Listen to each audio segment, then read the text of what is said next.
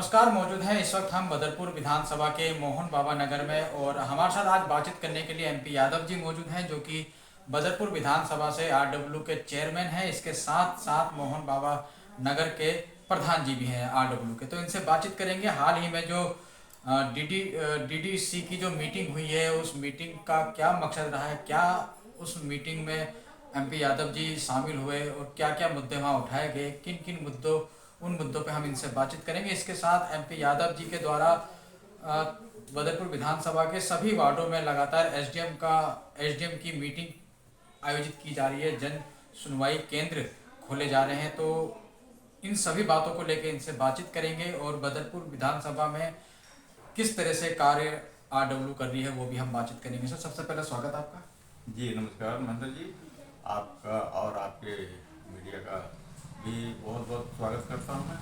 और आप जो है हमारे इलाके के जो भी प्रतिनिधि हैं, समाज सेवक हैं और जो समस्याएं हैं उसको जागरूक करने के लिए आप प्राय जो है आप अपना सक्रिय योगदान देते हैं, इसके लिए आपको बहुत बहुत धन्यवाद। सर, अभी हाल ही में जो बीते दिन डीडीसी की जो मीटिंग हुई थी डीएम कार्यालय पर, जी उस मीटिंग में क्या क्या मुद्दे उठाए गए, जैसे कि सोशल मीडिया में आपने डाले हैं कुछ मुद्दे, तो क्या कहेंगे इस बारे में आप? मंत्री जी देखो, दिल्ली सरकार ने जी अपने हमारे इलाके को डीडीसी के माध्यम से डेवलपमेंट करने का एक मंच बनाया हुआ है, जी जिसमें हमारे विधानसभा के एमएलए चौधरी राम सिंह नेताजी उसमें चेयरमैन बनाए गए हैं। और उसमें इनको लेकर के 8 विधानसभा है, जिसके एमएलए उसमें मेंबर हैं। और हमारे जिले के साउथ डिस्ट्रिक्ट के एसडीएम साहब हैं और जितने भी बड़े अधिकारी हैं, रैंक के अधिकारी। बड़े रैंक के अधिकारी हैं जो गवर्नमेंट, वो सारे उसके मेंबर हैं। और मेरे को भी उसमें जो है प्रतिनिधि बनाया गया है। और मैं अपने इलाके की बहुत से जब हम ज़मीन से जुड़े हुए हैं और जो ज़मीन से जुड़ी जो समस्याएं हैं उसको हम डीडीसी में अपने राम सिंह नेताजी चेयरमैन हैं, उनके समूह और जितने भी अधिकारी हैं उनके सब सामने हम उस बातों को रखते हैं। और हमारा कोशिश होता है हमारे इलाके के लोगों के लिए जो सुविधाजनक जो बातें हैं, जो समस्याएं हैं उसको दूर करें और लोगों की सुविधा के लिए जो काम करना है उसको करें। अच्छा, ये जो कल जो मीटिंग हुई है, उस मीटिंग में क्या क्या मुद्दे आपके उठाए गए और क्या क्या मुद्दे पहले भी उठाए जा रहे थे और क्या समाधान उसका निकला? क्या उस पर कोई मोहर लगी है, कोई नई चीज़, नया काम होने वाला है? नहीं, डीडीसी अभी सरकार बनी है ना, अभी ये जो डीडीसी सरकार बनी है, डीडीसी उसकी जो डीडीसी के बाद से गठन हुआ है, वो ये डीडीसी की अभी दूसरी मीटिंग थी, कल एक बार और मीटिंग हुई है। तो उसमें काफ़ी मुद्दे उठते हैं। हमने एक अपने इलाके में सबसे बड़ा जो मीटर था हमारे यहाँ, एक तो एमएसआर बेल यहाँ बना है। बहुत खुशी की बात है कि दूर दूर से लोग यहाँ पे इलाज कराने हैं।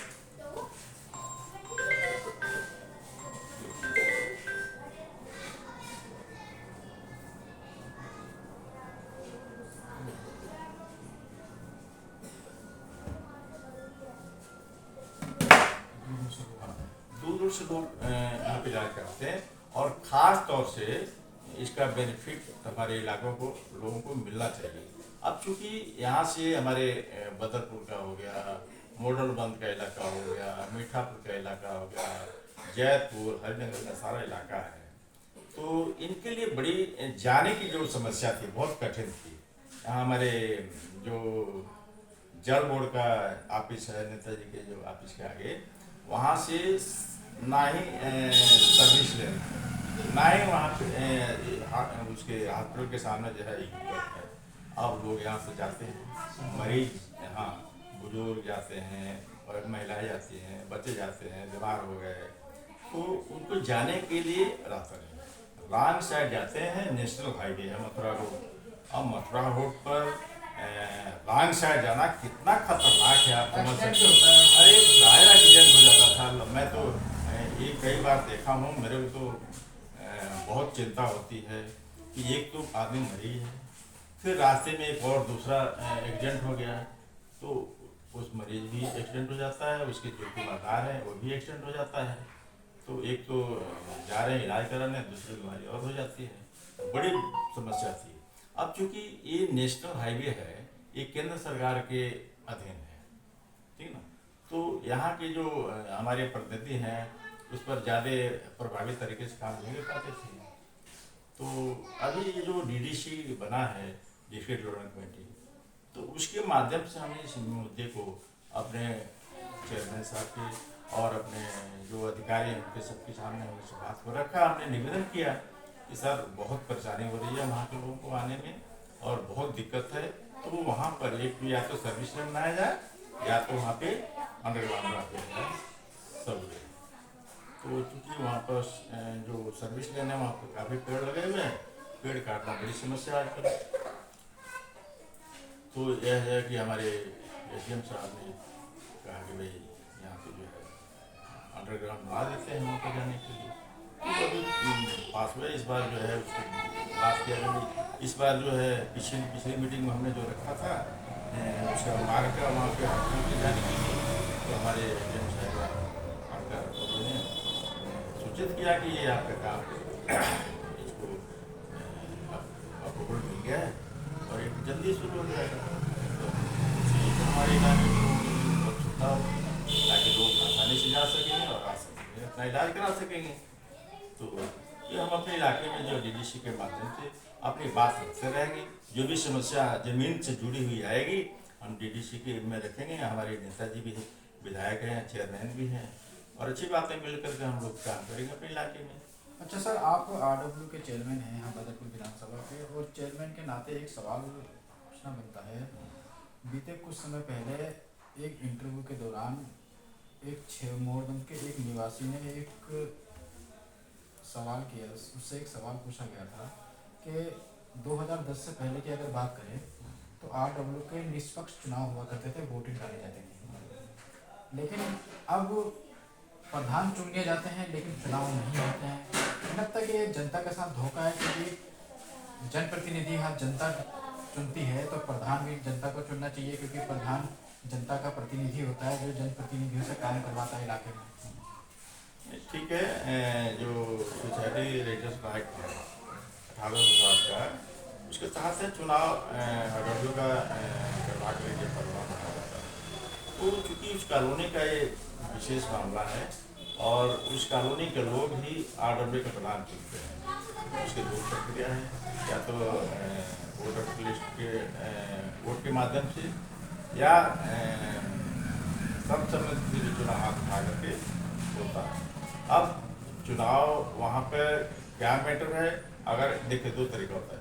अगर आदमी अच्छा काम कर रहा है तो उसको प्रधान है, अच्छा काम कर रहा है तो लोग उसी को आगे रिनोट करते हैं, आगे भी उसको अप्रूवल कर देते हैं, भाई यही रहेंगे काम करेंगे। अगर वो वहाँ अच्छा काम नहीं करता तो वहाँ के लोगों की जिम्मेदारी है कि वहाँ पर अपना प्रधान का नया चुनाव करें।